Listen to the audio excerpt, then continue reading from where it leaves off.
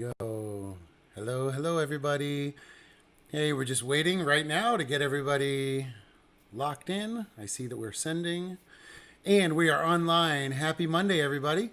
Welcome back to the Conservation Conversation. I'm your host, Eric Crown, and it is Monday, quarantine day number whatever everybody's going through right now. And for people that are just tuning in for the first time, you can type your comments into Facebook or YouTube, and they will appear on the screen with us. And today we have an incredible guest. We have a good friend of mine, Scott Countryman, who is not only a very forward-thinking conservationist, but somebody who is currently living the quarantine out in a life that a lot of us dream we're in right now, which is to be on a remote, beautiful island. But there is a lot of realities to living on that island, and a lot of that requires a way of thinking to get back to nature. So I'm very excited for our guest today, Scott, and thank you everybody for coming in to join us. So we're going to go ahead and start off the show today. And as we always say, it's our world. Let's talk about it.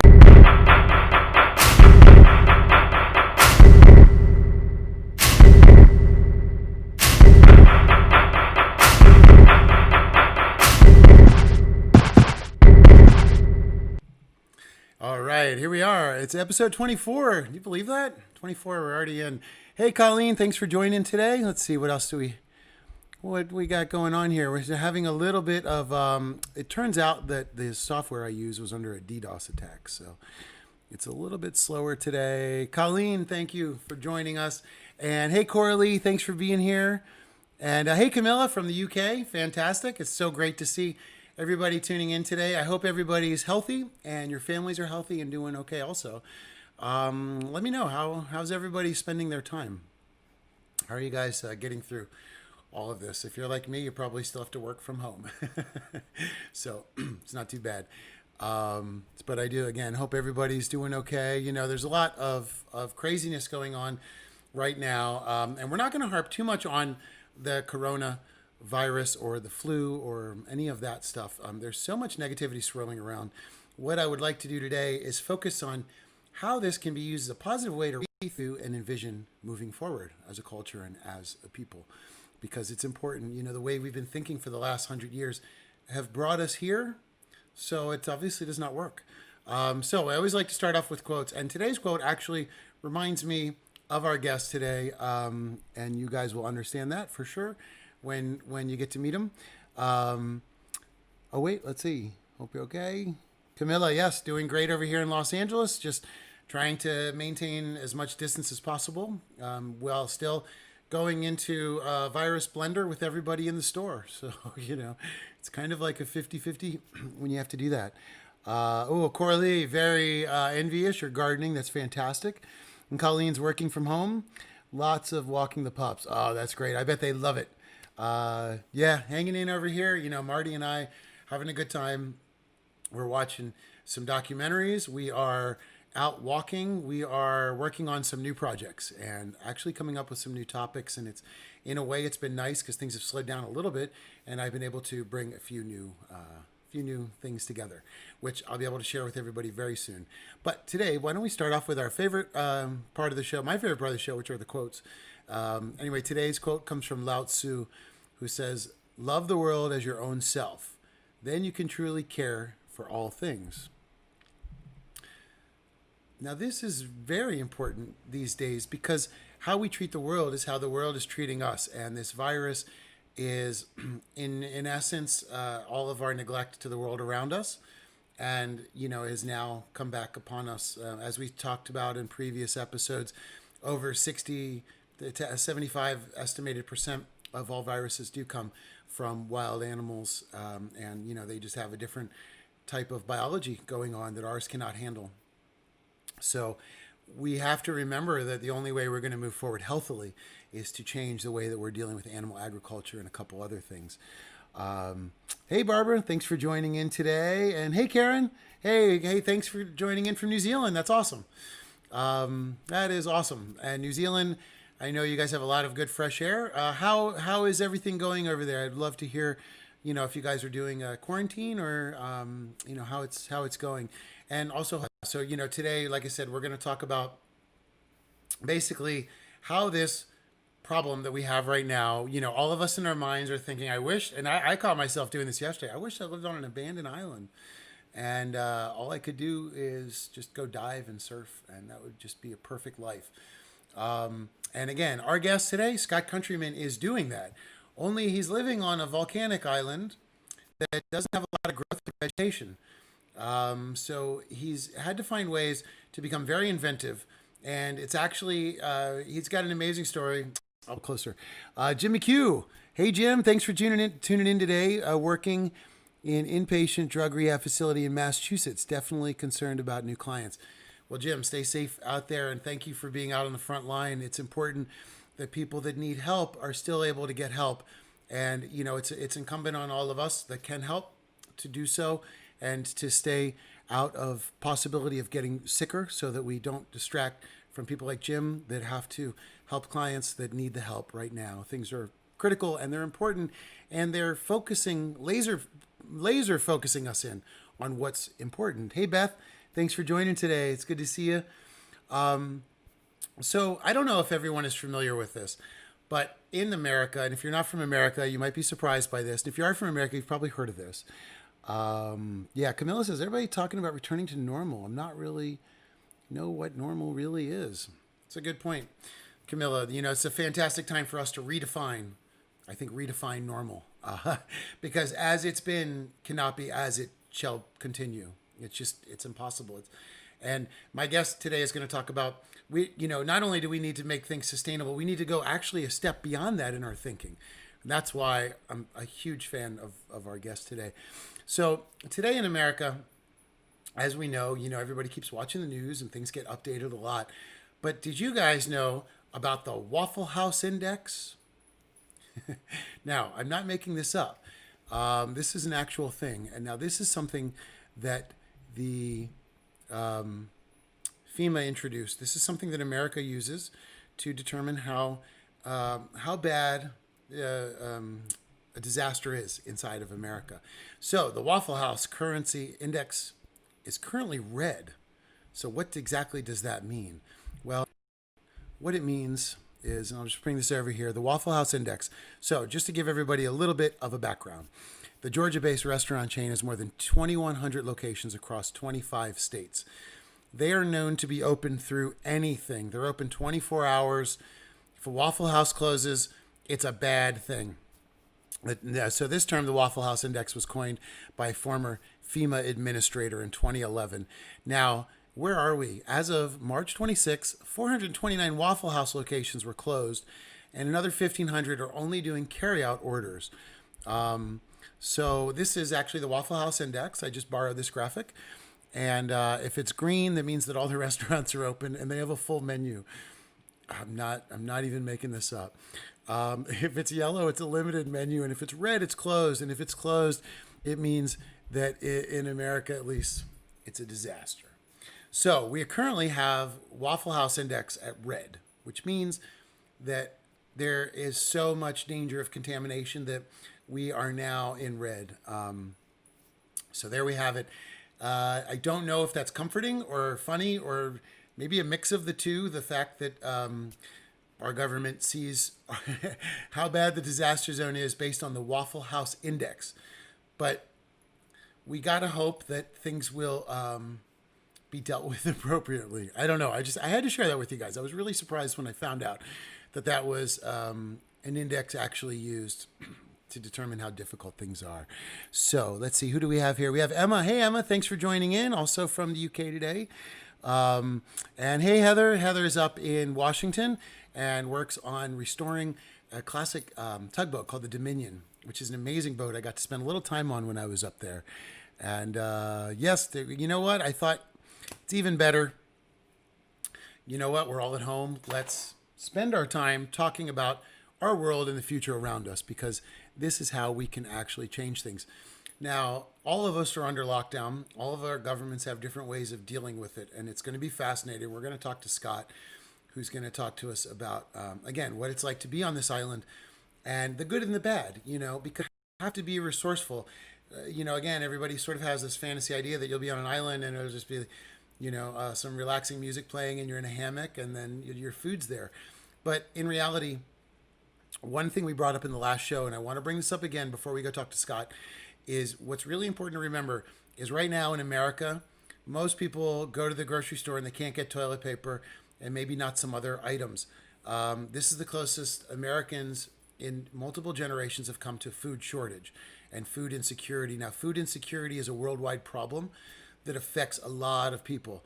And if you imagine that your grocery stores not only have limited, but are just closed, that's what it's like for most people that live out on islands and live in nature and live this kind of sort of getting back to nature life. So it's a lot of hard work, whether you're a farmer or you work on an island or you're out fishing for your family, whatever you're doing. The point is, it's a lot harder than you imagine.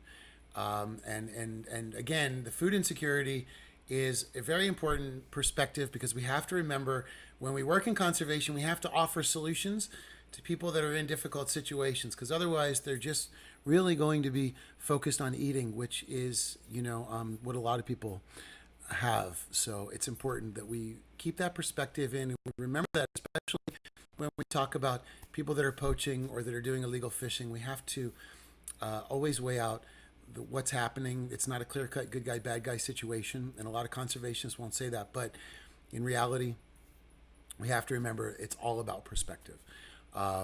And again, we now have a slight perspective of what many people live as a day-to-day life of food insecurity. The fact that our food insecurity comes from getting to buy stuff puts us in a totally different world anyway. These people live off the land for the most part. Anyway, we're going to get more into that with Scott. Now, let's see. Camilla says insane. Yeah, Waffle House Index. I know, right? I figured people overseas might be like, what, really? And Coralie, thank goodness. Yeah, you know what, Coralie? That's great. And you know what, Coralie? You've taken a huge step of going back to nature by farming on your own. And when we talk to Scott today, we're going to talk about ways that you can at home get back to nature and have more sustainability like this. Hey, Kim, thanks for joining today. Good to see you on here. And Kim, I don't know if you're still in LA or not, but I hope you're doing well and I hope all your family's safe. And thanks for being on. And Camilla says, Mitch Allen. Yes. Back to nature. Let's connect our dots and let's forget about politics and let's thinking about, and as we always say, don't judge the environment through your political party, but judge your politicians through the lens of the environment and make sure that they are living up, to your expectations because we have to change them. Now, this brings us back to something very important before we start to move into the show. We need to talk about the fact that during this coronavirus, we have a massive issue where the EPA has retreated. They actually indefinitely suspended the enforcement of all environmental laws. So this is important because everybody now needs to be especially careful and thoughtful about their food resources and what's happening. So Coralie says, yes, you'll always have all the fruit, all need fruit. See, that's fantastic. Fruits, veggies, and nuts. That's the essence of it all, which is great. And Coralie, it's good to be able to have the ability to grow your own food like that. Now we're going to talk to Scott a little bit about how he finds food. Now we've been talking here today, but we're going to now get into. I just wanted to show Scott. The Philippines is a very big chain of islands in the South China Seas. And it is one of the most beautiful places. I got a beautiful opportunity to spend on. Here we are in our very cool island pad in Dimipak, which is an island in northern part of Palawan in the Philippines. And this is our base camp for the next week or two. We're running missions out here. Well, in fact, it's not out there. It's over the other side of the island. Trying to right now, and he's on this. So little wildlife on this island. A few geckos. Has had some restrictions imposed on him. So I'm going to show you a quick video that Scott shot that's all of us let us know how difficult it is over there. Look at these incredible videos. We're going to talk to Scott about this. Imagine if he died surfing. One of the best places in the world. But in paradise, here's Scott. Hi, it's Friday, March 27th. And it's the second week of the COVID-19 virus community quarantine. I'm here on Dimibak Island in Buswanga, Palawan, where I've been for There we are. Hey, man. about a month. Oop. And we're out of food, and they don't let me go to shore for food or anything because of this quarantine thing. So I've taken it upon myself to do some foraging and see what we can find. So I spent the day getting all my fishing gear ready and got on the kayak because we're out of gasoline and paddled out to sea. And I've learned you don't want to bring 3 rods. It's good to bring just 2. Because in the beginning, the planer, there was too much bait on the back of the small planer, and it was pulling it up. It was going on the surface, and it wasn't going down like it was supposed to.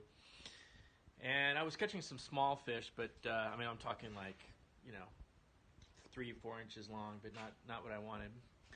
So we got a huge tangle at one point where I didn't realize that one of the lures was dangling off the back, and I went over a shallow spot. I got stuck on the rocks, and then a wave came, and didn't tip over, and I didn't lose any gear, but I actually did lose a couple fishing lures to the rocks, and made it back before dark.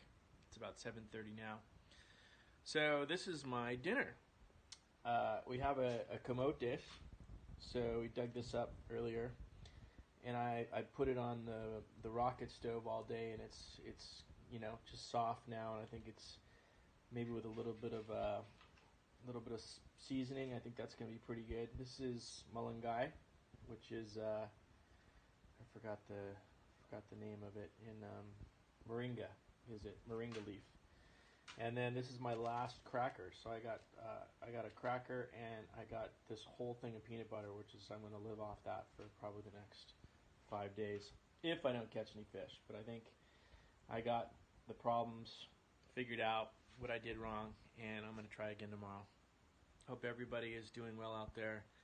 I'll be providing these updates mainly for myself, just to kind of keep a video log of how things are going day by day, and then maybe 20 years from now I'll watch it and get some entertainment value. All right, everybody, take care. Peace.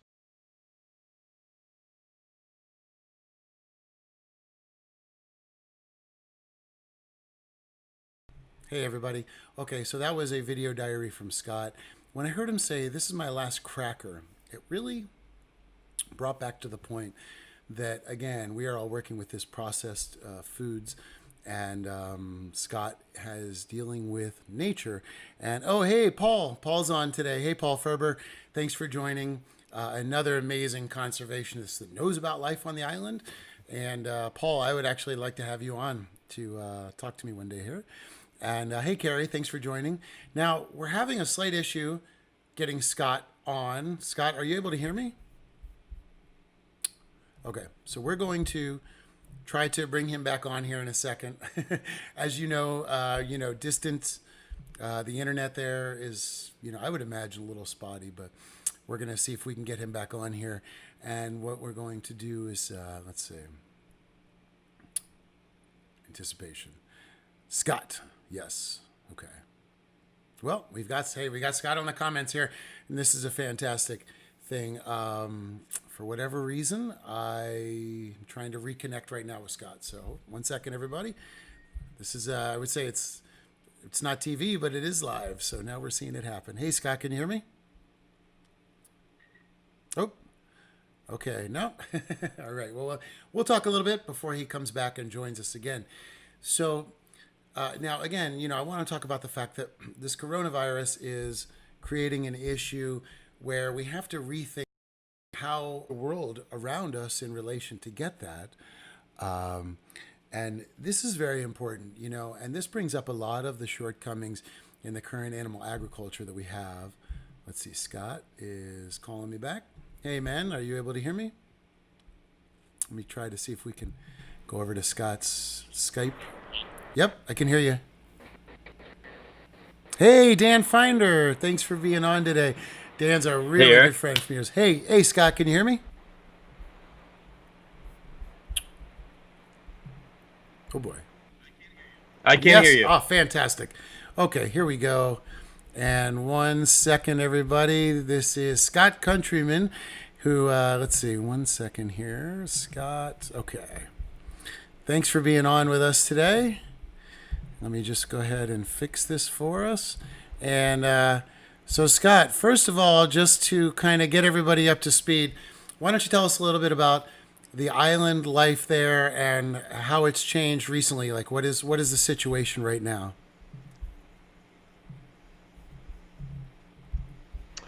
Okay, can you hear me all right? Yep, I can hear you. Am I coming through all right? Yep, audio? you're good. Okay, great. Can everybody hear Scott? Well, we've been here for about 6 years. Eventually, we started out just on the ground and had a little well. We'd get some water, and over the years, we've sort of upgraded. We have a tide pool about 300 meters away. I'll pan around here so you guys can kind of see what I'm looking at. Out about 300 meters out is a tank that we built, and at low tide we can pump the water from a tide pool, which a natural spring water ground, and we pump it to that little concrete tank, and then we have a pump that pumps it up the hill so we have water, but no gasoline, no pumps, so we have to walk out there for our water. Wow. For food, we had stocks here, but we kind of ran out of those. When I say we, it's just me. We ran out I ran out about 2 weeks ago. So I've been finding creative ways to find food and doing a bit of fishing and foraging. I got about 80 projects going on here. We've solar projects and water treatment projects and gardening and biochar and nitrogen fixing projects and coral reef projects.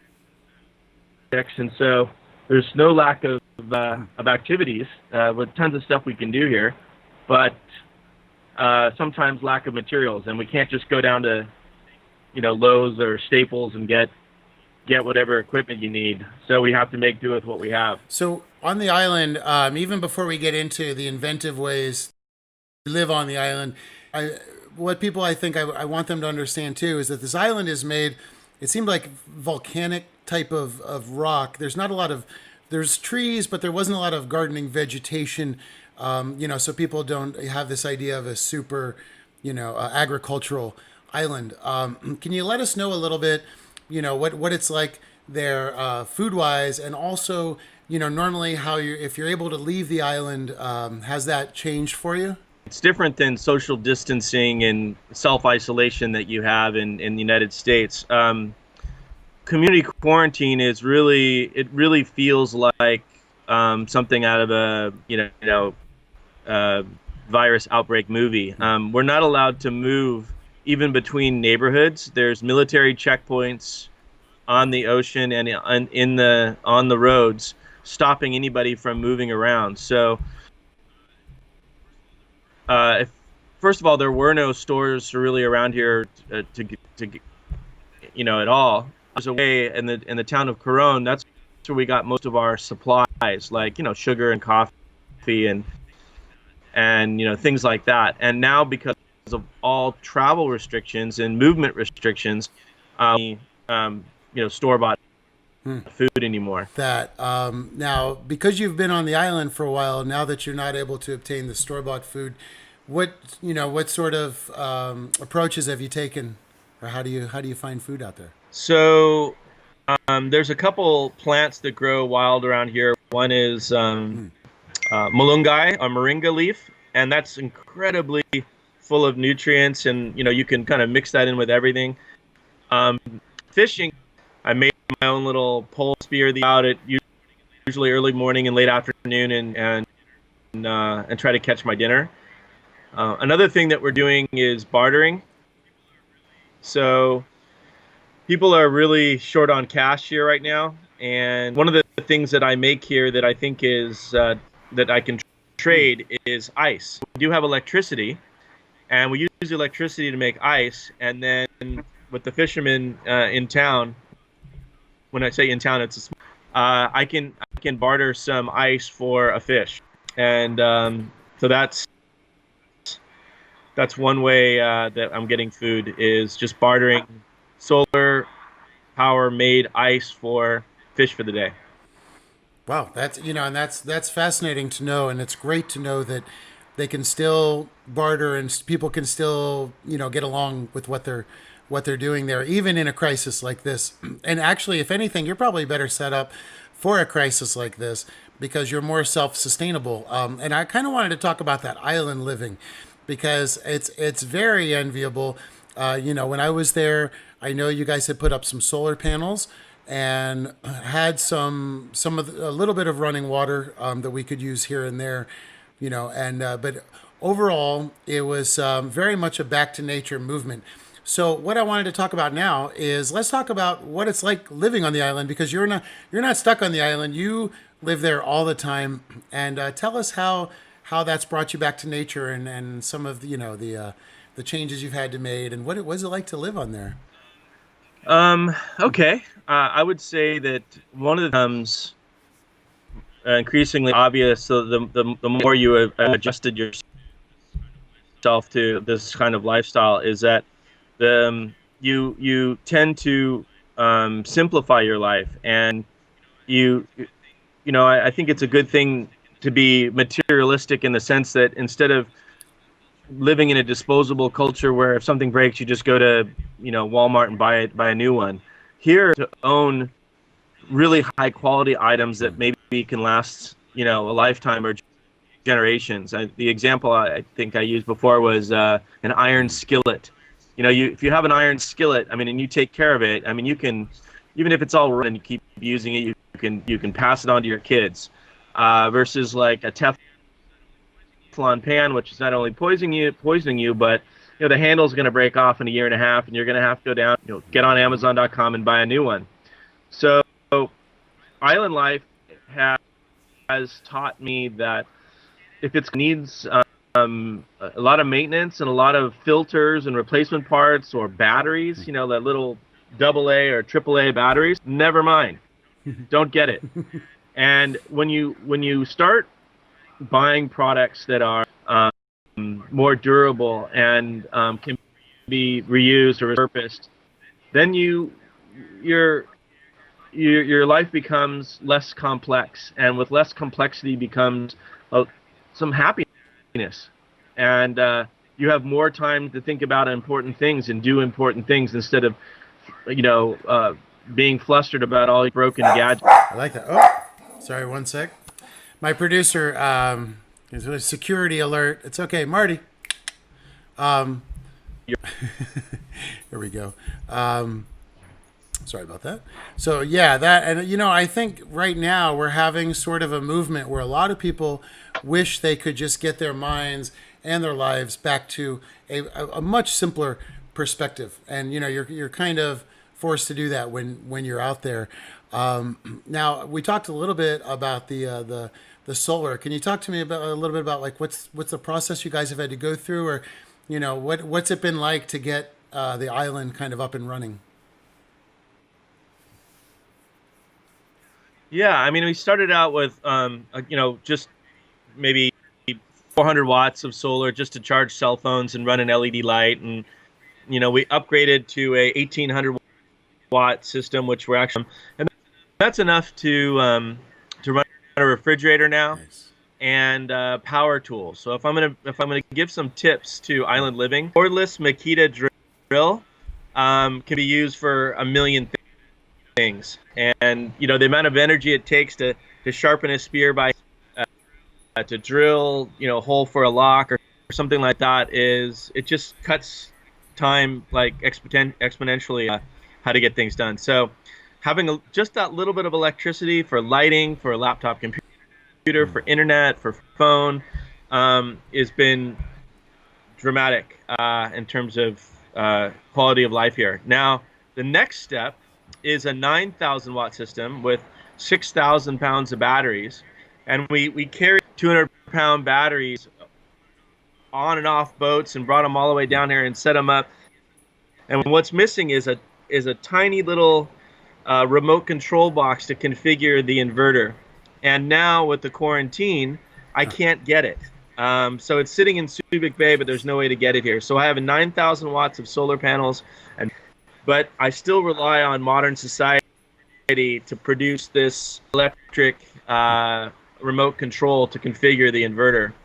So once we have that, then we have abundant power for things like welding and running 24-hour pumps and fans, and having a separate freezer that we can make ice exclusive, and even a tickle of electricity to go to the coral reefs where we actually are growing coral using electricity. But until we have we really have to conserve and manage our the electricity that we have. Now, you know what? You just brought up the corals, and what I'd like to do, actually, we just talk about those for a quick second and diverge. You know, one of the things that I think that I really enjoy about you is your philosophy that sustainability is not enough. Can you kind of tell us how your thoughts are on that, and also what you're doing with the coral reef, because this is an amazing way to try to, jumpstart everything.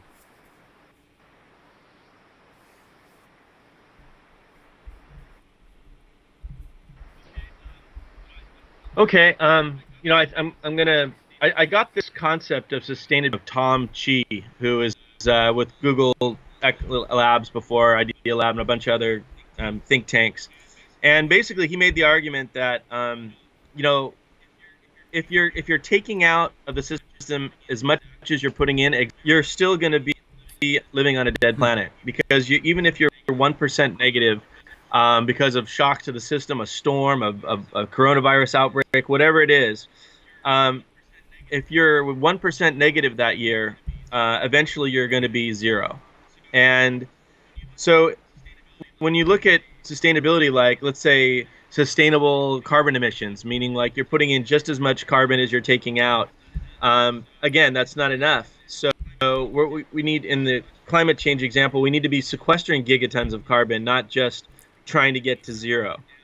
And we need to be pulling down a lot of that carbon that's already rising up through the atmosphere. That same thing goes for living out here in nature. So there's 40 different ways that the environment is being degraded here by human presence. And one of the goals of our project here was to be to the ecosystem. So from our presence here, the environment actually becomes healthier. And again, to use some of Tom Chi's, he used the examples of ants, and that, there's roughly the same volume of ants on the planet as there are, in terms of weight, as there are human beings. But they consume, I think it was something like 30 times their weight every year, and whereas humans are consuming like 2.5 times their weight. So you'd say, hey, well, it's the ants. They're eating, 15 times more than humans, and they're destroying the world. Well, it's actually just the opposite. The more ants there are, the healthier the ecosystems become. So it's not about how much we consume, it's how we consume. And so, again, being in an environment like this where we're doing nitrogen fixing, periodically cutting off the tops of the trees and during the rainy season to let that nitrogen into the soil, growing coral reefs using renewable energy through a process called electric mineral accretion, helping the local people manage their fisheries better, so they're getting better catch. So basically, by our presence here, reef, the forest is getting healthier with biochar and nitrogen fixing, irrigation control, plastic from the ocean and the beaches, which is also probably helping the environment a little here. And then set these no-take marine sanctuaries that are breeding grounds for both fish and coral. Again, I'm confident that we are net positive to the ecosystem here. We're not just a setter by our presence. And I think over time, as soil quality improves, as the biomass improves within the marine protected area, we're going to be hugely positive to the environment from our activities and presence. And now, Scott's company is, well, one of the things that he works on is reef, and this is actually for the Coral Triangle. Scott does is, and you can go to this website ree.ph and check out. There is incredible programs that he has listed here, and they're working on a multitude of educational programs, new ways to help promote growth within the environment. And it's an incredible website. So I highly recommend everybody go check it out and see what he's doing, because we just talked briefly there about some of the projects. And if you want to know more about those projects, and again, we'll put the link up at the very end, but definitely check out ree.ph, reef. Now to come back to Scott here, it's fascinating, the island life, and I love that philosophy of it's sustainability is not enough. We got to find a way to move it forward a little bit. Now, when you're there, what I wanted to ask about is, when it comes to conservation, it's very difficult because it's a very sorted kind of philosophies and groups, and it's hard to find a lot of common ground sometimes in conservationists or even approaches to conservation. And what I wanted to ask you about is, with island living, how that sort of has changed your perspective in conservation, or how you see things now. Yeah, that's a good point. I think every person working in environmental conservation in a place like the Philippines, where people that you're asking to stop fishing, the people that you're asking to set aside areas for no-take zones, I think that every conservationist can't live in a hotel and eat the buffet in the morning and then go to a community in the afternoon for a PowerPoint presentation where they probably haven't had even a meal a day. And it's really easy for us in our balcony seats to look down on third world countries and say, why are they eating everything? And when now the perspective that we've always had enough food in the past when we're here, and we've always planned accordingly, and we had access, and there was always a way off the island, and there was always a procedure to get to a hospital if you got sick. And now there's none of that. And so, or it's just a lot more difficult. So with us now, I've had to modify my policies on fishing again, because out of necessity. And so now I'm living closer to the diet of the local people here, and it's not very exotic. It's yams, like a sweet potato that I dig out of the ground, like I shot in the video there. It's a fish, and sometimes it's a fish that's 4 inches long, and that's it. That's dinner. And it's a good perspective, because in the future, when the lights come back on and things go back to the new normal, there's a little bit more sympathy and empathy towards the struggles that the people have here, and how you can't just ask them to stop fishing. You have to provide viable alternatives for food security here. And we've got some going now. We've got some aquaculture project. It's the ponds are being built right now. We've got some aquaponics that we're going to be teaching local people. We've got some advice for egg laying and chicken raising. And I think all these things will increase food security here and reduce the pressure on the reefs for the fishing. I think it's great. You bring up a great point, and it's always important to remind people that it's not, they always make it seem like on TV that it's this kind of good guy, bad guy thing. But generally what happens, and what I saw when I was traveling over there, when I was over with Paul, and also over in the Philippines, and spent some time out there, what I saw was that, you've basically got the food insecurity, and that will push people to do whatever they have to do to survive. And in order to actually solve the problem, we need to give them solutions. We can't just tell them to stop and somehow they're magically going to feed their villages and their families. We need to find ways to offer solutions. And that's what I like, is that you guys are really thinking forward and you think in solutions. Absolutely. And I look at how panicked people get in the United States when they can't get toilet paper, they can't get access to fast food or something like that. And I think that the people here are so much more resilient in that sense. Like when we have these shocks in the environment, they're pretty independent here, so they can continue on without a lot of anxiety about where they're going to get their food from. I mean, they have the same amount of anxiety 3 months ago as they do today about being able to catch fish, or maybe a little bit more now because of access to fuel for their boat. Which is another point that I'm going to digress a little bit on, is that they had it so figured out with subsistence hook and line fishing and farming, that they really the world could kind of be falling apart outside of their little world, and it wouldn't really make any difference in changing their life. But over time, they've become increasingly addicted to fossil fuel, not only for their little generators, for their karaoke machine and charging a cell phone, but also for the main source of fuel to get to and from the fishing grounds. So over the last 20 years, the inshore fishery has been so depleted from overfishing and unsustainable fishing tactics that now they've got to go 5, 10, 20 miles offshore to get to the pelagic fish. Wow. So now they've got, so that's incredible. So the fisheries have basically just been depleted there, and now, I mean, without fuel, they're not even able to go to decent fishing grounds. Is fuel still abundant out there, or has it become more difficult?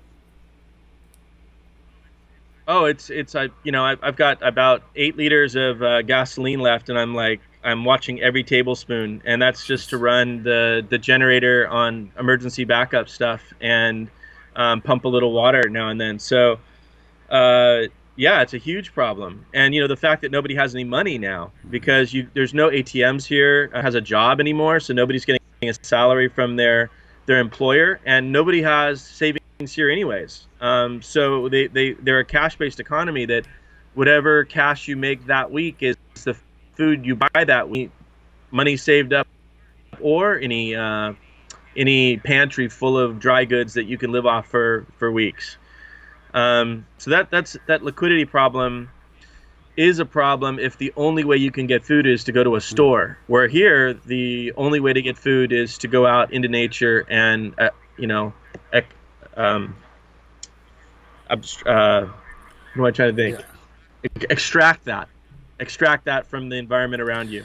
And that's a very fascinating point, because the more you live to nature, the less these man-made sort of issues kind of affect you, and you're automatically sustainable. Absolutely. So, now I'm curious for the island. I wanted everybody to also understand, now you've been there for quite a few years. The island is sort of the home base for your conservation projects. But does it also work as like an ecotourism project, or is there ecotourism in the area? Well, yeah, the frustrating thing for the last 11 years trying to run this NGO is that we're always standing in line for grants and funding from whatever source that we can find. And the Philippines is incredibly difficult to get funding for because of the bureaucracy and all the paperwork required to do anything here, and the corruption at the federal level. So after writing a dozen proposals a year and maybe having one small one, with a couple $1,000s here and a couple $1,000s there to prove, I got tired of using my own money and decided, okay, well, that's it. We've got to form a for benefits organization where we use the free cash flow to fund the conservation activity. And our current strategy is ecotourism. So the idea is that people get to participate in the revitalization of this ecosystem and have a great vacation at the same time. But now with the coronavirus, we've canceled all of our paid volunteers, and there's no travel to and from the island, and there's no money for salaries, there's no money for any of the materials now and in the future. And so that creates a bit of a crisis situation for our conservation organization, as well as any conservation around the world that depends on ecotourism for funding their conservation activity. And it's really important. Scott, the reason I met Scott was we actually went over for an Earth Day presentation, and Scott brought together forward-thinking people, from architects to frontline conservationists, to all these different approaches to how we can change the future today. And on the show we always talk about revolution through routine. What you do today on a day-to-day basis and how you live affects and changes the future. In a sense, we're like eco Roombas, and it really is our job to try to leave it better than we found it. So your efforts have been, I've always been super impressed, and that's how, again, we first met, doing the Earth Day Summit, and you had brought together so many people, to do that. So I really hope that it'll open back up again soon. I see some of the people here are asking for Scott's page and donation page. So, and I will make sure to put a link down there so that if you want to go check out what Scott's working on, you can also get in touch with him. Any support that you can offer Scott as well, I'm sure would be very well appreciated. And one of the most important things that Scott does over there is education, because and I think we could call it re-education, because the way that people are educated, it's difficult, and the people that need the re-education are not the people that are out there always on the day-to-day, but those of us that are behind the scenes here and running things, and we need to think very differently. So I think it's really important that you've been able to bring their perspective into a more mainstream approach so people can understand this way. And listen, everybody, I'm also going to put the link on there, because if you ever want to go to a beautiful remote place, this is the island. And once everything settles down, you're going to want to book a vacation over there. I'm ready to move there. You've got me for free, Scott. So now this, okay, so real fast, I just got to say hi to Sally. That's my mom. Hey, Mom, thanks for joining. And she's on, so she's she's probably worried I'm going to get on a plane right now and go to the island. And Camilla says, it's shameful here in the UK watching people fight over a loaf of bread. And Camilla, that's a good point, because again, this type of situation brings into the fact, again, if everybody can imagine that your grocery stores were closed, this is the true food insecurity that the majority of the people around the world live day to day. And that's what people out in these islands are living, and that's what is happening right now for them. So again, we have to find better ways of helping people have resources and have solutions and have food, access to food. It's the number one priority, and that's something Scott taught me. I said, especially, and Scott, especially, I learned this from you. The food insecurity out in the more in the country areas drives people over time into cities, which turns into overpopulated cities. Good example where now their hospitals are overblown and they don't even have room for people. So it all starts with food security.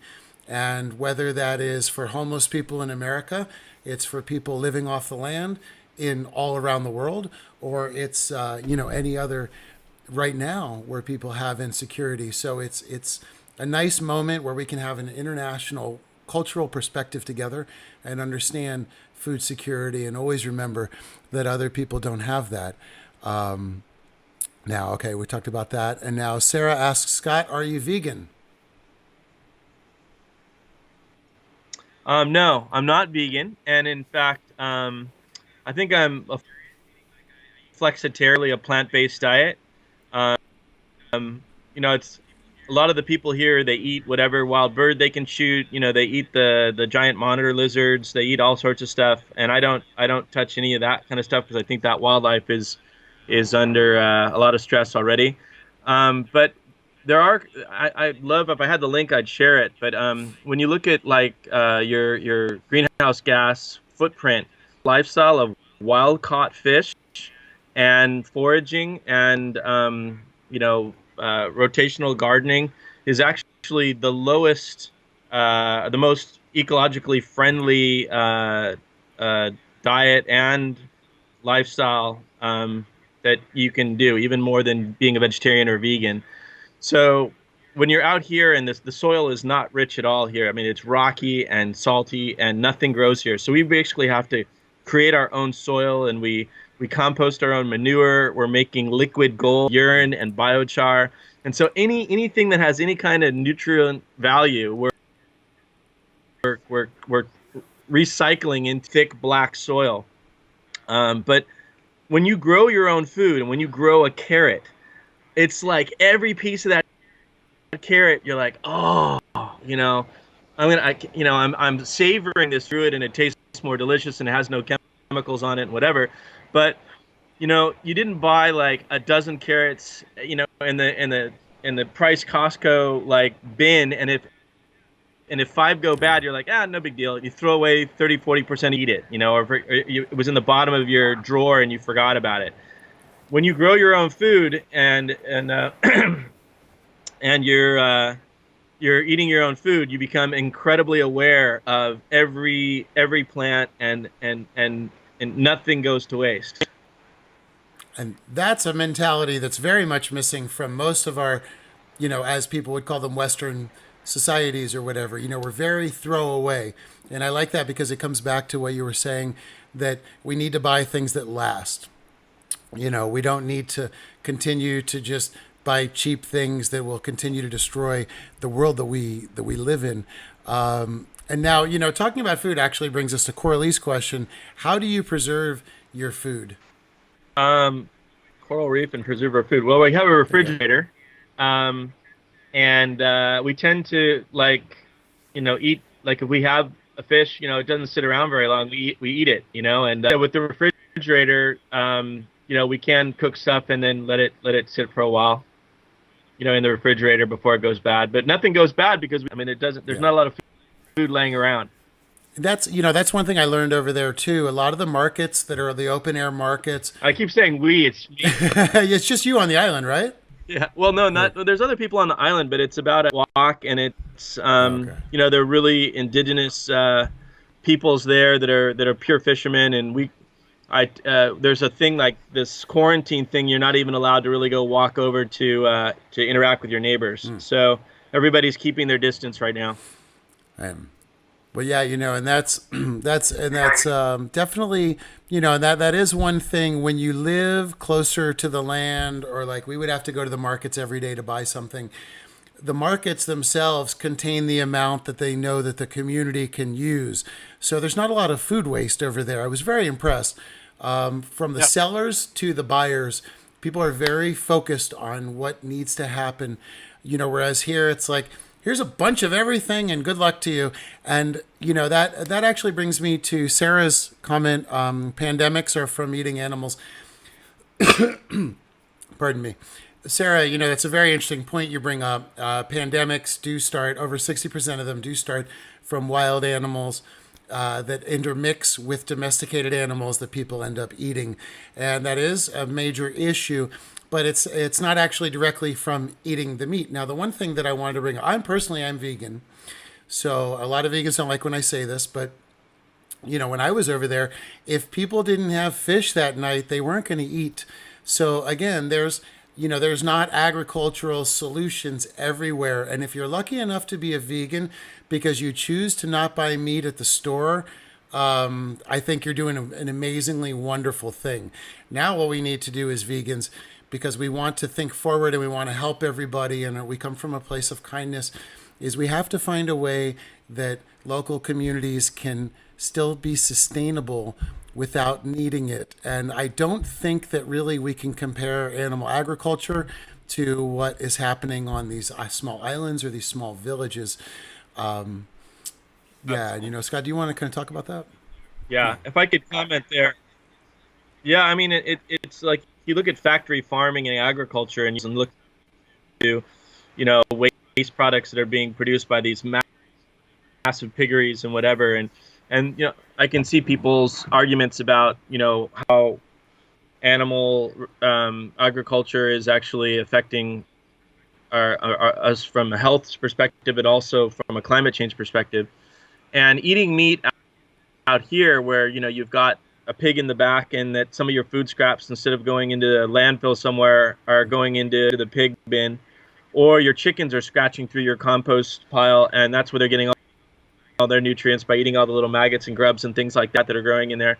You know, eating that kind of meat versus, you know, some processed meat in a in a plastic packaging that's inside a plastic packaging that's inside a plastic packaging, loading with chemicals and hormones and preservatives. I think there's different kinds of meat consumption, and taking the element of cruelty out of the equation here. But I think that reducing our meat intake. I'm talking about modern American society would be a really good thing for the planet. But I'm also not completely opposed to eating meat sometimes, especially if you know where the fish do, which is almost impossible to find these days unless you caught it yourself. Or eating meat as sort of a small side dish instead of a gigantic T-bone steak, and that's all you do is eat this massive slab of flesh. I think there's some sanity in how you can consume and have and that's more a good balanced point, diet. because I know when I was out there, the guys, it was mostly what was on the menu was rice, which was available, and fish. And I personally don't eat fish, so I remember I think for a few days I just had some rice. But that's how it is. When you're in that kind of situation, you got to make those choices. But and there's no dairy here. There's no dairy here either. I mean, people complain about the dairy industry and milk and cheese and all that other stuff. There's no dairy here. There's no milk and there's no cheese. So I mean, we don't have to worry about limiting our dairy consumption. It's just too hot in general, I think, over there all the time to, I always remember just, Just nobody makes it, and nobody. And that's so. Most of the farmers there, are they mostly growing just like agricultural export, or do they what's the main kind of farming over there? So in this area, farmers, one would be a guy that just usually the housewife that has a small garden in the backyard, and maybe that supplies 20% of their vegetables that they consume, and the rest is bought at the local market. And then the next level farmer would be somebody who's producing, and not only enough for their own consumption but for sale. And most of the people I know that are farming have like 1 or 2 hectares, grow maybe 80% of the rice that they need for their own family. And there's 2 growing seasons per year, and then they intensive process to make and dry and store your culture here, and it gives them again a little bit of food security, and that they've got 500 kilos of rice all dried and stored in the back of their house, and regardless of what happens, they can have their rice with bayan, which is the Tagalog word for like something that goes with rice. So rice, and then you sprinkle a little shell juice on it, or a little bit of vegetables, or a little bit of fried fish. You'll just sprinkle it on the top, and that's basically 80-90% of the diet here. Wow, that it's incredible to and it's incredible because the people there have to live off the land. So the decisions they've made and their diets have changed over over the course of time based on what was available. So it's it's interesting to see, and hopefully with the work that you're doing down there as well, and re-education with everything going on, maybe their fisheries will be able to come back. That's one thing is with the coronavirus at the moment, everyone being on lockdown, it's kind of an interesting thing where nature is sort of, nature doesn't always need us to heal. Sometimes they need us not around to heal. So maybe there's a chance that these fisheries might bounce back, or are the bad guys not paying attention to the... Well, if I could comment then, I think there's a couple points. One is that restrictions tend to be relaxed during times of food crisis and emergencies like this. So, I think you may want to talk about the EPA and what's happening with their environmental regulations there in the U.S., or maybe already did. But, here there was already almost no enforcement against illegal fishing, and now it's a free for all. So, I still see the big commercial boats that are somehow getting fuel in Manila, and they're setting their nets here illegally and doing all sorts of illegal fishing. And now the resources that maybe limit their illegal activity, now they're preoccupied on the virus, and everybody is just sort of turning their backs on environmental enforcement and overfishing enforcement. In some ways, it's worse for the environment because the small controls that were there to limit illegal fishing are gone, and the attitude is more sympathetic towards people who are doing illegal fishing because it's an emergency and they're just trying to feed themselves, which was the situation 3 months ago. It wasn't any different now. But, again, I don't want to digress, but after Typhoon Yolanda came through with a huge typhoon, the chainsaw ban was lifted, and they said, okay, yeah, there's trees that are falling down on your property, so you're related. So 80% of the trees went down because of the typhoon, and then a remaining 10% were cut down for profit because now everybody had chainsaws and no regulations, and they were just cutting down trees that were perfectly healthy that survived the typhoon right and left. So I fear for the same kind of thing happening here, where now we're relaxed. Everybody's going to be pushing the limits of what the law says. I'm really glad you brought that up, because that is all the press that we've been seeing is like, hey, nature's getting a chance to take a break. But you bring up a great point. They're removing the protections that were there, and especially like for my friends that do eat meat in America, remember that the USDA has been now defunded, and they've basically stopped their inspections, and they had already cut those back 80% from what they were doing before. And also remember that there's no country of origin labeling laws in America. So if you do eat meat, it could actually be coming from anywhere around the world. As long as it's processed in America, it can be called a product of the USA. So remember, it's all very tricky to my friends out there that still do that. And, I think what Scott brings up is a very important point, that at the moment, just like the EPA has removed all regulations, it's kind of, they're saying to businesses and individuals, we know times are tough for you. We're going to kind of look the other way right now. And it's working a little bit for some of the animals, but it has the possibility of becoming an environmental disaster. And it is something that we need to keep our eyes on and really make sure that they don't slip a bunch of stuff around while we're not paying any attention. So I think that's really a great point that you bring up. And it's something everybody has to remember. Nature still needs us, and we still need to be out there. And I know, Scott, that, you always keep your finger on the pulse of how nature is working over there and how the reefs are working, and, with your efforts to regrow them, and as well, what's happening out there. I remember being out there, and there was one point where I found a local fisherman who was doing some dynamite fishing.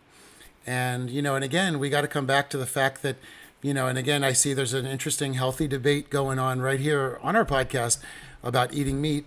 But again, I want to bring up, these guys are not out there possibly blowing themselves up, killing themselves, destroying their local fishing grounds because they're going to make money or they think it's a good idea. It's generally acts of desperation, and they need to eat. So again, we have to find bigger solutions to enable to really stop this kind of from happening, I think, in the future. Now, Scott, to just kind of do something kind of fun for a minute, actually, because it's been a really interesting but kind of heavy conversation. Everyone always, you see the memes running around Facebook, always say, what are the 5 things you would take on an island with you? And everybody always has answers to that. Well, you're a guy that actually has perspective on that. So I wanted to know from you, what do you think are the most important things to have on an island when you're living there?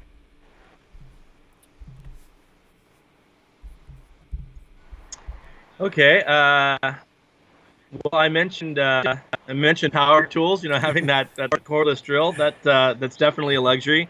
I would sunscreen. If you're going to be spending any time in the sun, people take the sun too lightly. But if you especially if your skin being out in the sun can be a death sentence if you don't have good cover. I use this stuff called lid Band-Aid. So every time I get a little nick or scratch, I put this like super glue stuff over my cuts, and that keeps them from getting infected, because in this tropical environment, small cuts can quickly turn into festering sores, and so you've got to constantly be, top of that, because again, without a hospital, you got stop the soft tissue infections. Being connected to the internet has been amazing, because like why don't I talk and walk around as I go here. I don't think we'll lose the internet connection, but it kind of gives you an idea of the projects that have become possible because of an internet connection. One is this 5,000 watt generator. A rat crawled inside of it and chewed up all the wires. So what I've had to do is go on the internet and figure out how to rewire a Yamaha inverter type generator, and also fix the carburetor, which I've never done before, but with YouTube and figure out how to do that. This project over here is it's some flexible solar panels that I'm using to drive fans for a compost toilet. And it's great to be able to go on YouTube and watch 20 do-it-yourselfers and preppers and these people and how they do their stuff. And you can see that there's a lot of termites eating this deck.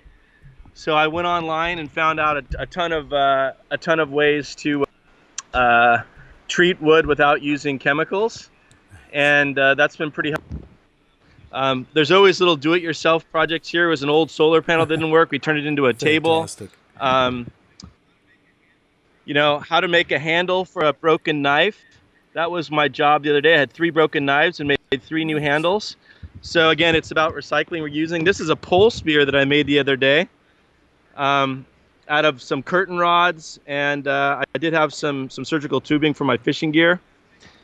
If you want to take a look at this is our biochar project over here. So we're talking about what are things that you want to have on the island, and one of the things you want to have is an internet connection, because not only can you do cool podcasts like this, you can like this rock wall here. I didn't know how to build a rock wall. I watched a video, and this guy was showing how to build rock walls, and we have plenty of rocks out there, and so boom, rock wall. Nice. And then we ran out of materials for metal scaffolding for the mounting the solar panels, so I went and got 100-foot long pieces of bamboo and learned how to treat them on the internet and made a structure in the back there. So internet is invaluable, not only when you're alone like this, and the solitude can be a killer as well. So now being able to communicate with family, teach myself how to do things by just logging on YouTube videos and, asking experts. It's amazing. You find somebody who's really good at, rewinding a generator, and they're usually happy to share their information for free. That's great. It's so interesting. Well, everybody has. So bring an internet connection. Have an internet connection. Have to recharge your gadgets with small solar. Oh, there you go. Sorry, we lost you for a quick second there. So, okay. So the most important things are internet and solar panels. I mean, solar, I guess, must be such an important aspect. Over here in the country, people don't really have a lot of access to it, or it's still kind of like a theoretical thing in a way. Is there anything you wanted to kind of let us know about solar panels and how that was working? Do you think it's something that could sustain us in the future fully? Absolutely.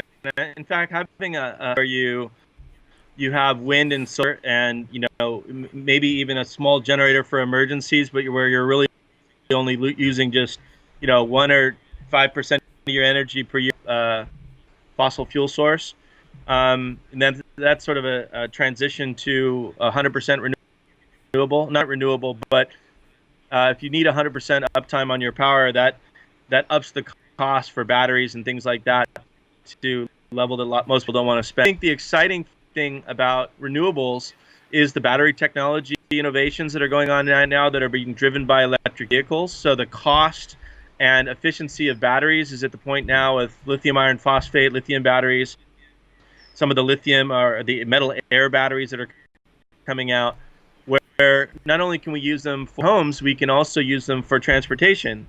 And right now, people, it's life-threatening that the supply chain for fossil fuel is collapsing.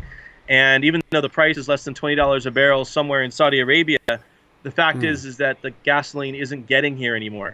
And so if you had your own solar electric boat, and you could have that little 8 kilogram, lithium battery that you could pull out of your boat and put into your house for lights and watching TV and stuff, and then just pop it back in your boat and go fishing again. You wouldn't need to rely on the system. You wouldn't need to rely on the fossil fuel retailer in town to for your own survival. And I think that that's one of the goals of our program here, is to really push solar plus battery technology and having the peace of mind of knowing that you're not dependent on the infrastructure, but also to use it for transportation. And there's a revolution that's occurring right now with electric vehicles and marine propulsion that's going to happen, or that needs to happen, given that something like 40% of greenhouse gases in the next 20 years is going to come from transportation sector if we don't change something. And I think it was like 14 or 17% comes from marine. Wow. Without changing the amount of greenhouse gases that we're putting up in the environment from marine transportation, that is a huge chunk of what we need to change, and we need to wean ourselves out of fossil fuels, and we should start with communities like this. That is beautifully said. Excellent perspective, and a very, very important point. That one way we need to change is to leave these old habits from behind. Now I see that Dave is the captain of the Dominion tug, which is a 1940s tugboat up in Washington State that's been that they're constantly putting back together. And he said that they're actually going to go off the grid and be able to use solar power. And it's pretty cool. They've actually gone back to renovate, and clean the ship out. So awesome. Yeah, so it's really cool to see everybody joining this sort of momentum, and I think it's incredible that you've done it there on the island, a place where people, wouldn't really be able to expect. Everybody thinks, oh, just put some solar panels on my house and everything's fine. But I think it's very forward thinking to have that kind of self-sustainable island, and I love that idea of the boat. Solar powered boats would be incredible. That's always the one thing that amazes me, is when we're out on conservation projects and everything's so beautiful and quiet, and then it's like, and you get the smell of gasoline, and you think, nah. So now, see if anybody has any questions. Scott, I just wanted to, I know we... One thing is, if I could add, yes, please, is that we have 3 solar boats. We have a 20-meter long solar-powered catamaran. Oh, wait. Sorry, you got cut off. This is very exciting. So sorry, I'm saying we have this 20-meter long solar-powered boat, and we have small other electric boats, but all of them are in near Manila. They're not here. So we have solar boats, and they're awesome, and they're getting better all the time. When I say we, I mean our organization has built our own solar boats going back, 5 years. Not here. So right now, that I kind of prove my point, how useful and how smart it is to have a solar boat. But if it's only as good as the location that it's in. So if it's not here, we're stuck with using fossil fuel. That's interesting. That's a good point. Wow, that's super cool about the solar boats. I feel like that's a massively important thing that I don't see spoken about very often. And Coralie says, remember to watch for Scott's donate page. So Scott, what I want to do is, actually, there's so much more to talk about. I would actually hope that maybe we can get you back on the show, because I think there's so many more aspects. But for today, what I'd like to do is, I kind of want to, he's interested in getting back to nature. You're somebody that's living it. You've already given us a bunch of really good advice so far on how to do that, from finding ways to grow your own food, composting, a lot of different aspects that are self-sustainable, simplifying your needs, and of course the non-electric drill, the drill you could take with you. But what I wanted to ask about is, how, for one, a lot of people are watching, and I'm seeing a lot of comments. People want to be able to link in with you and take, pay attention to what you're up to, and also help with your projects you're doing. So one thing I'd like to do is, how can people get involved with what you're doing? And the second thing is, anything that you would like to offer to people as a way that they can take that first step back to nature. Okay, there's a horrible 20-second delay here in our communication, but hopefully it'll be okay. So I would say, if anybody is interested in either generously donating or helping out remotely, we volunteer labor all the time from people that are like website developers and actually not all the time, because that's exactly what we need right now. We need people to help generate content on social media. We need our website. I haven't touched the website in 4 years. So I mean, so outdated, and we have a ton of content, but right now I'm just kind of trying to get food and just try to worry about the skills, honestly, to make really quality content. So if anybody has donate financially or has some skills that they think could be of use remotely, I would say just email me directly. I don't expect to get 1,000. I think if a dozen people email me from this over the next month, I'd be happy to individually speak to each person, whether it be a video conferencing or email correspondence, and find out how they can best help. The other thing, if you do email me, scott@ree.ph, or my name, Scott Countryman @yahoo.com, you can be on a different videos that we do every week. So I have a couple friends that are interested in knowing how I'm surviving, and so I make a little video, like a 15-minute video every week of new projects and fish caught and new methods tried. I think it's got some entertainment value, and I'm happy to put a name on that distribution list. And so it's a BCC list, and nobody will see your email. And then you can click on the link and see what's happening with life here on the island. And makes me feel a little bit less lonely if I can interact with people. That's great. Yeah, I'll put those links on so everybody can get a hold of that. And I'm sure everybody's going to be fascinated to watch and see how you're doing over there. And, it's the perfect time for this, because it's the one moment all kind of isolated. So it's perfect, because online we're all together. Here we go. So, Scott, I just wanted to thank you so much for being on today, talking to us about all these incredible projects you have going on, how you've managed to get back to nature, and how you're surviving over there in the island. Like I said, I would love to have you on again, because I think there's a lot more kind of eco questions I would like to talk to you more about and pick your brain about. Because as I've said to everybody, what is impressive is Scott always is thinking forward about how do we change our approach, how do we change the way we're thinking, and he tries to facilitate bringing people together in order to make changes for the future, permanent changes, which we really need. And your effort is very inspirational, and I just wanted to thank you for everything you're doing out there. Thank you, Eric, and it's an honor to speak to your audience, and I know you're doing great stuff as well, and I need keep up the great work on your. Let's do this again and talk about some other subjects if interest and explore some new things that we didn't cover today. Thank you again. Yeah, man, I would love that. Sounds good. All right, well, I'll hit you up and we'll set it up for maybe next week or the week after. I know electricity and everything over there. Time is valuable, as is how you spend each minute of your day. So I really appreciate you taking your time out today with us.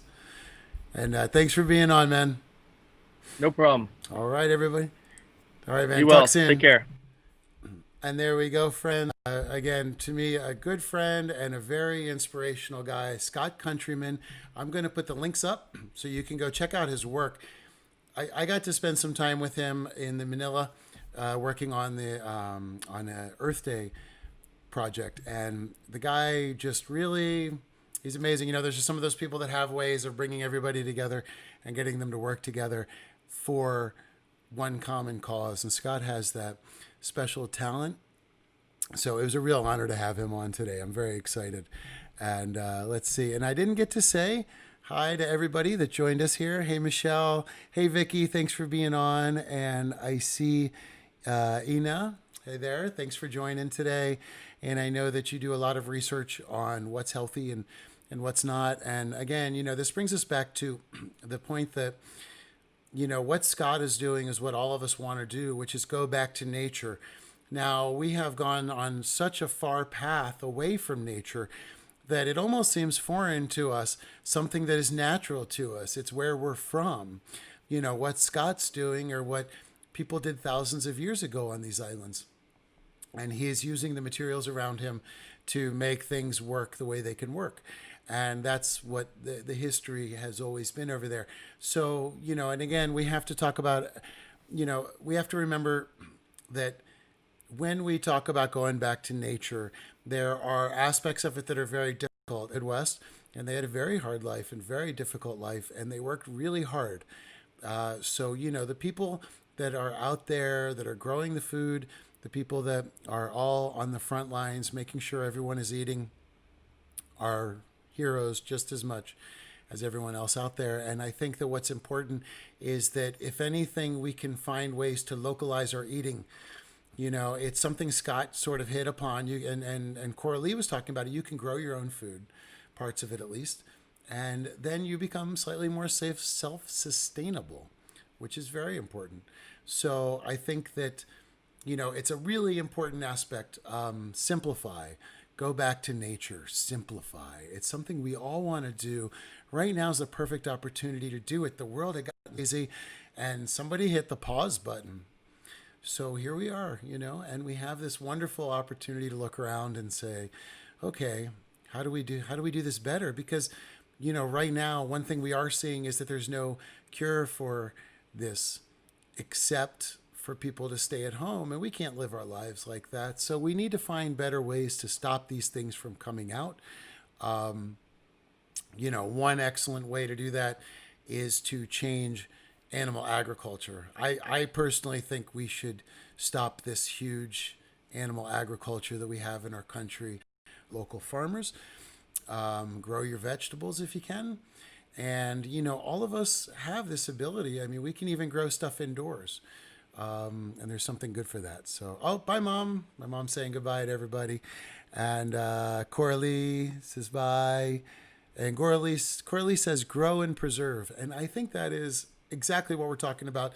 Scott is very lucky that he has that refrigerator. Well, has it.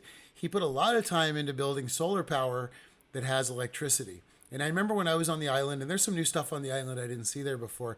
We did have electricity, but like when you go to the bathroom, it's it's more natural. there's no bathroom and there's no toilet paper, so there's no rush for that either.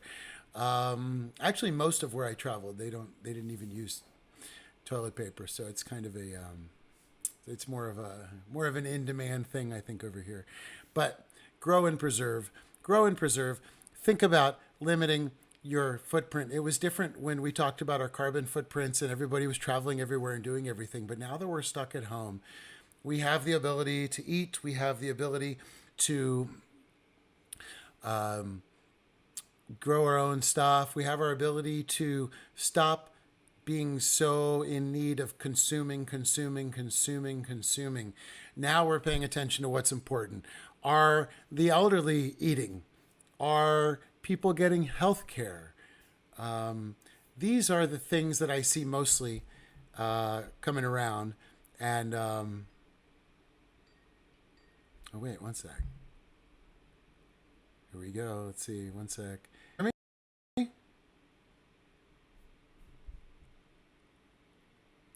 Scott just called back, so I don't know if he had an update or not. We're going to see here in a second. Nope. No, I think it was maybe a pocket call. He's probably putting up some more solar panels or something. Incredible work. So, that's a beautiful thing. I mean, here he is, and, oh, hey, there you are. Scott's back.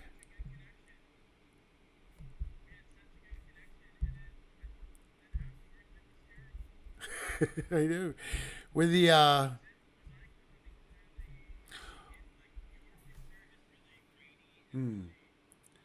oh no, you're coming in pretty good. Actually,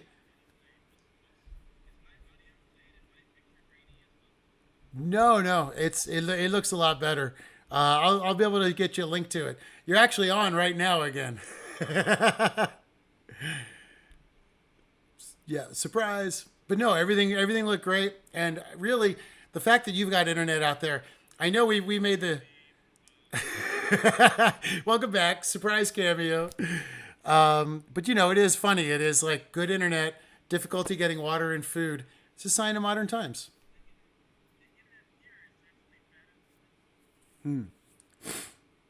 So, Scott, let's see. Grow herbs for oils, correlate. See, exactly. Everything's good though, man. Yeah, no, we'll definitely have you back on. I'd like to talk to you more about other sustainability projects. So, exactly. It's a good spot to grow herbs as well. A lot of sun. Yeah. All right. Anyway, man, I'll talk to you later on, and we'll get more set up. Thanks again, Scott. All right, everybody. Hey, Scott just called back. Monica's question: where do the donations for Scott go towards? Monica, that's a great question. We can actually, and I'll put the emails up there. You guys can actually send it to Scott, these direct questions. When I was over there, what I saw was Scott put all of his money towards educational programs for children.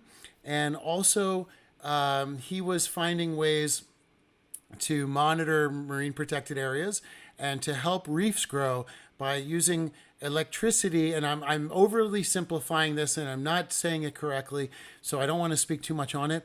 But they were using electricity to help stimulate coral growth in the early parts of when the coral is growing. So he's been working heavily on trying to preserve the coral. And, when we were in the Philippines, I got to go to Apo Reef, which was supposed to be this beautiful dive spot, and the majority of the corals have been bleached. We found that a majority of the fishing areas had collapsed and a majority of the reefs had retreated. And there's been a massive, massive issue. So Scott has actually given up his usual life and just devoted it to trying to regrow these corals, replanting corals. He actually goes out and will go out and spend all day planting corals. So he's in the water. He's always looking for investors. He's always working with local communities. And that's one thing that's great about him is he's over there, but he's working with the local communities and he's getting them to agree on how to move forward together. And it's another thing that, until Scott was there, it wasn't really happening. So, he does have a fantastic, I think a fantastic organization over there. And so let's see. And Coralie says, yeah, you totally took that wrong. I mean, marjoram. Okay. Or mint or tarragon. And hey, Andrea, Te Poop, welcome to join the show today. I know you're getting here at the last moment, but I just wanted to say hi to everybody, say thank you everybody for joining us today. And, in this time where everybody now, at least for me, in my perspective, I'm going to take this thing off because it makes me tilt my head weird. Okay. So what I feel that we are really seeing here are people that have innovative approaches to getting back to nature. We know for a fact now that the people that are supposed to be in charge are supposed to take care of us or not. And we know this. And look at the EPA just left. We're going to talk about Andrew Wheeler again, too, the head of the EPA, because I think he's one of the biggest environmental criminals, and we need to talk more about him because you can get him removed. It doesn't matter who the president is or who the next president is. We can remove Andrew Wheeler, and it's maybe one of the most important things in America that we do because the EPA has gone in and been dismantled by a coal lobbyist and now has closed its doors. So your USDA has walked away from you. Your EPA has walked away from you. The only thing we have left are to safeguard ourselves and our children and our future by finding natural ways to live and rethinking what we're doing.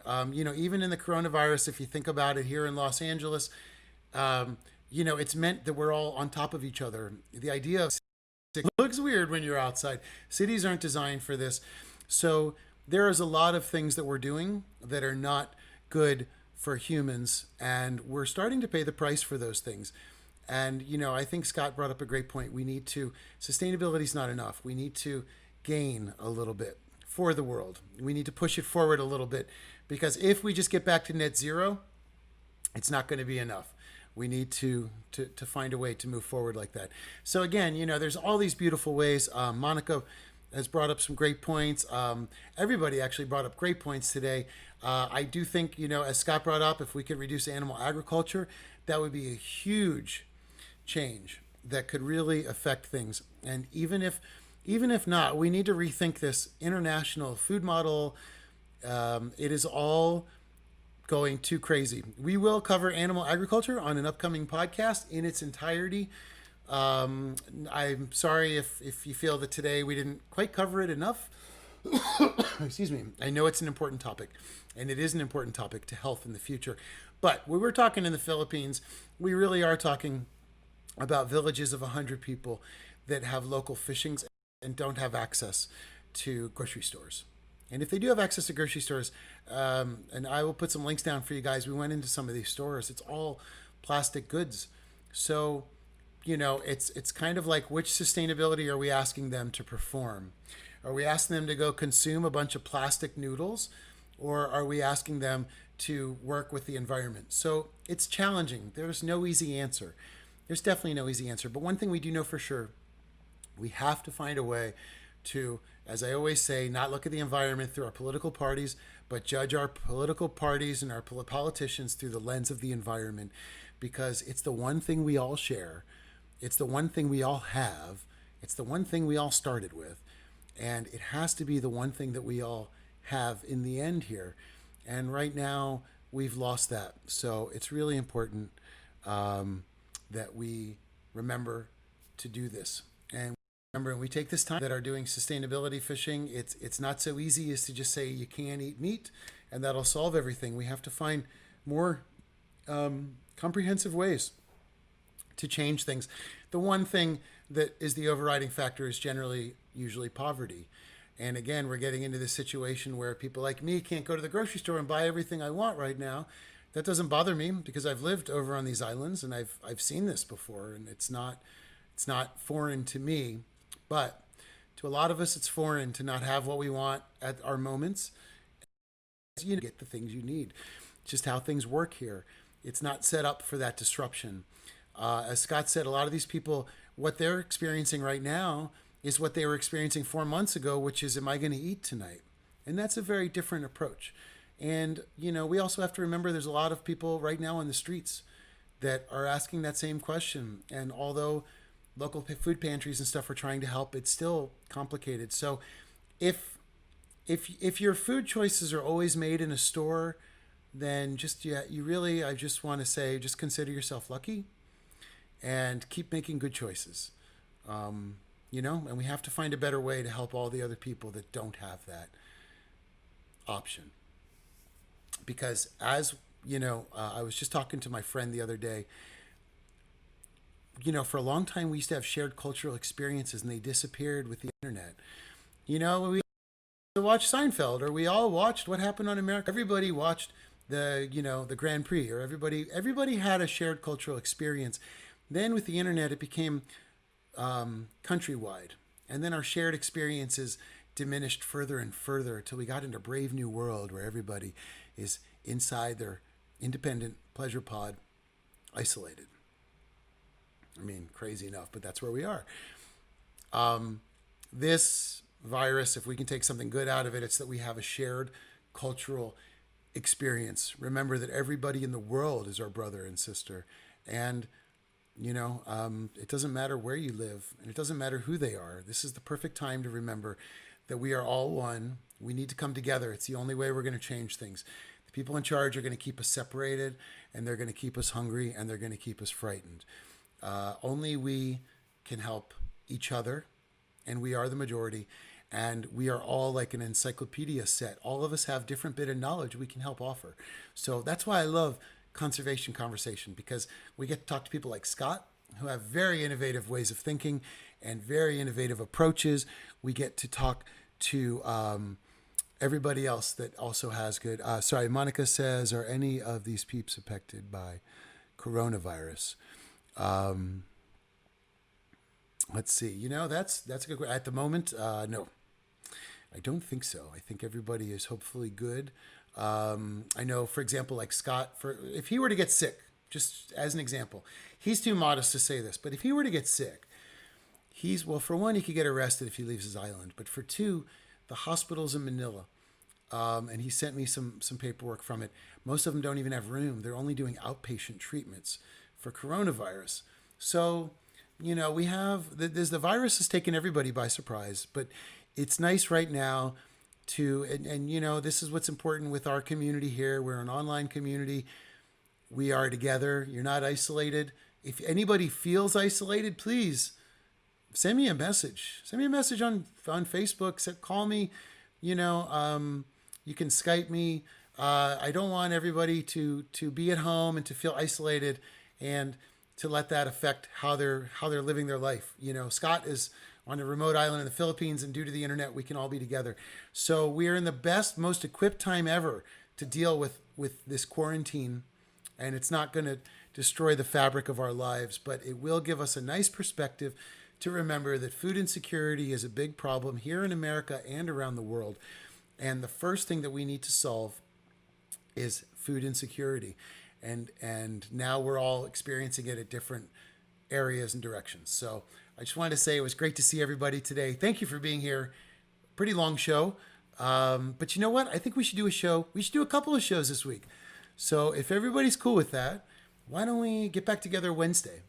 We'll get back together at a different time, though. Maybe a time a little bit easier for everybody. We'll get back together Wednesday and let's talk more about the environment. Let's talk about the EPA abandoning us. Let's talk about the changes that we can affect locally. And that's one thing, is if we all make a change locally, then we can all make a change universally.